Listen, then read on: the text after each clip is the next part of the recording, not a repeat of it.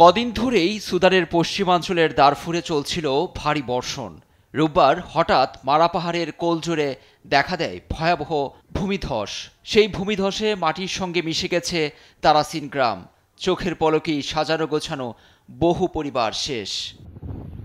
ভূমিধস পরবর্তীতে একটি ভিডিও ঘুরছে সামাজিক মাধ্যমে, যেখানে দেখা গেছে কিছু মানুষ কোনো সরঞ্জাম ছাড়াই হাতে হাতে উদ্ধার তৎপরতা চালাচ্ছে, যা কোনোভাবেই বহু চাপা পড়ে থাকা মানুষকে উদ্ধার করা সম্ভব নয়। অঞ্চলটির নিয়ন্ত্রণে রয়েছে বিদ্রোহী গোষ্ঠী সুদান লিবারেশন মুভমেন্ট।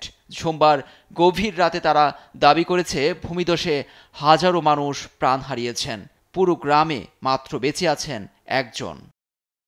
এদিকে সেনাবাহিনী জানিয়েছে বিধ্বংসী ভূমিধসে লেবু উৎপাদনের জন্য সুপরিচিত অঞ্চলটির একটি অংশ পুরোপুরি ধসে গেছে।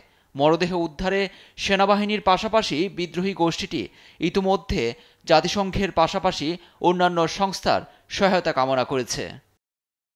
2023 সালে সুদানের সেনাবাহিনী ও আধা সামরিক বাহিনী র্যাপিড সাপোর্ট ফোর্সেস RSF এর মধ্যে লড়াই শুরু হলে উত্তর দারফুরে অনেক মানুষ বাড়িঘর ছেড়ে পালাতে বাধ্য হয়। তারা আশ্রয় নিয়েছিলেন ওই মারার পর্বতমালা অঞ্চলে।